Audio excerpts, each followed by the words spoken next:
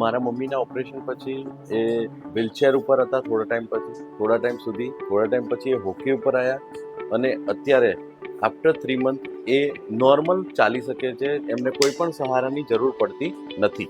National vascular day 6 August જે 1994 થી celebrate થાય છે એના માટે આપણે મળ્યા છીએ અને let save limbs and lives જે અમારો ઇન્ડોવાસ હોસ્પિટલનો મોટો છે કે જેમાં પગ અને શરીર અલ્ટિમેટલી બચાવવા માટેની આ જે મહેનત છે.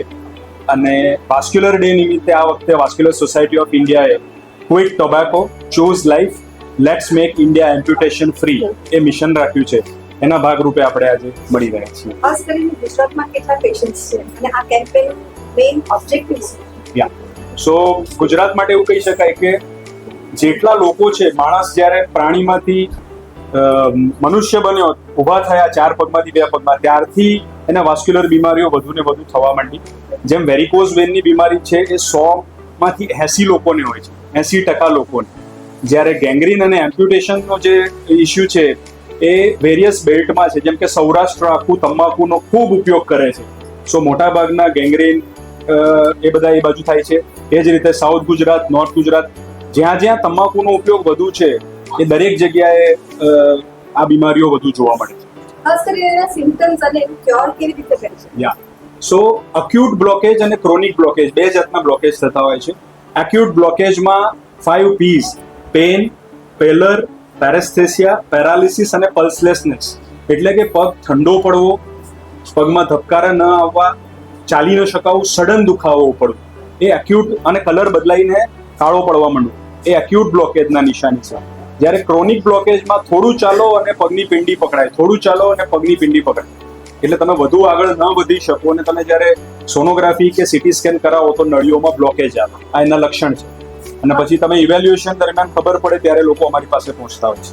તમે મેડિકલ કેમ્પ્સ અને કેમ્પેન્સ કરો છો ખાસ કરીને? Yes, so V keep on doing lot of educational activities. અમારા તમે ગૂગલમાં જુઓ, યુટ્યુબમાં જુઓ. અમારા માટે તો હું એવું કહીશ કે મારા પેશન્ટ જ અમારા માટે એટલો મોટો કેમ્પ છે કે રોજ 50 લોકોને જોઈએ ને એમાંથી 30 જણને તમાકુ છોડાવવા માટે જી જાન લગાવી દઈએ. That is our biggest camp. એ લોકો જઈને આજે સવારે અમારે ત્યાં કોઈક લખનૌથી આવીને બતાવી ગયું છે, કોઈક ચેન્નઈથી આવીને બતાવી ગયું છે.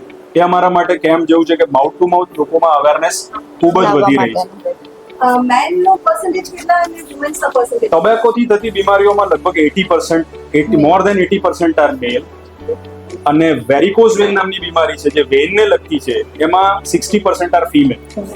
બીકોઝ ફિમેલને પ્રેગ્નન્સી દરમિયાન પેટમાં ગર્ભાશયનું સાઇઝ વધવાથી વેનની વાલ ખરાબ થતા હોય છે અને એને કારણે વેરિકોઝ વેન થતી હોય છે. Vascular surgery is again less known speciality. મારે જ્યારે કાર્ડિયક સર્જન બનવું હતું 2008ની સાલમાં, ત્યારે મારા એક પ્રોફેસરે બોલાવીને કીધું કે સુજલ, કાર્ડિયક સર્જન ગુજરાતમાં 70 છે, તું વાસ્ક્યુલર સર્જન બન. એ વખતે ઓલ ઇન્ડિયામાં there was only 1 seat Shri Chitra ઇન્સ્ટિટ્યૂટમાં. So I had to apply અને luckily I got selected. So total courses ઓછા છે વાસ્ક્યુલર સર્જરી માટેના. હજી સુધી ગુજરાતમાં એની કોઈ સીટ નથી. ભણવા માટે હું અહીંથી ત્રિવેન્દ્રમ ભણવા ગયો, રિષભ ચેન્નઈ ભણવા ગયો. હવે સ્લોલી ઇન્સ્ટિટ્યૂટ્સની અંદર એ સીટ ખુલશે એટલે આપણે વધારે વાસ્ક્યુલર સર્જનને ટ્રેન કરી શકશું. Second thing, there is a grey zone between cardiology, cardiac surgery, radiology. અમારી અમુક બીમારી એવી છે કે હજી પણ લોકોને એવું થાય છે કે આ કાર્ડિયક સર્જન પાસે થઈ જશે, કાર્ડિયોલોજીસ્ટ પાસે થઈ જશે. એટલે ઓવરઓલ ઓલ ઓવર ઇન્ડિયામાં અમે ખાલી 550 વાસ્ક્યુલર સર્જન જ છે, જ્યારે આપણી વસ્તી છે 140 કરોડ. એટલે આ રેશિયો જુઓ તો આપણા દેશમાં વાસ્ક્યુલર સર્જનો માટે હજી ખૂબ સ્કોપ છે. It can be a very bright career. So મારા કીધા પછી 5 છોકરાઓ વાસ્ક્યુલર સર્જન થઈને ગુજરાતમાં પાછા ભણીને આવ્યા છે. છેલ્લા 10 વર્ષમાં at least I could inspire certain doctors to become vascular surgeons.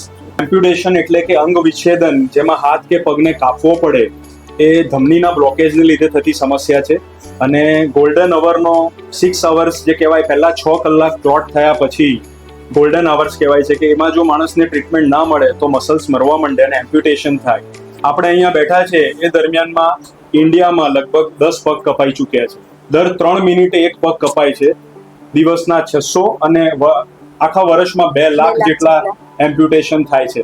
સો એ રોકવાનું કામ વાસ્ક્યુલર સર્જનનું છે, જેને દવા દ્વારા, એન્જિયોપ્લાસ્ટી દ્વારા કે ઓપન ઓપરેશન દ્વારા રોકી શકાય એમ છે.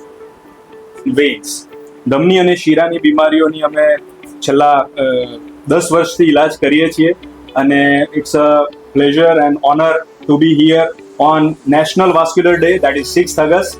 Since last 30 years, this day is celebrated for awareness in vascular diseases field.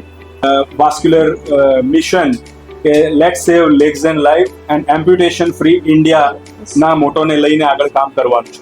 Stem cell therapy has been studied in detail in critical limb ischemia, એવા પગ કે જેમાં એન્જિયોપ્લાસ્ટી કે બાયપાસ ન થઈ શકે એવું હોય, એમાં ઇસ્કેમિક એરિયામાં સ્ટેમ સેલ્સના ઇન્જેક્શન આપીને પગને હાથ બચાવવાના પ્રયાસો થઈ ચૂક્યા છે. ગુજરાતનો પહેલો અને બીજો કેસ અમે આપણી હોસ્પિટલમાં 2 વર્ષ પહેલા કરી ચૂક્યા છીએ. મને પગમાં દુખાવો, થાપામાં દુખાવો, કેડિયામાં દુખાવો, અંગૂઠામાં દુખાવો, પાછળ કમરમાં દુખાવો, બધી જ રીતે હેરાન થઈ ગયો હતો.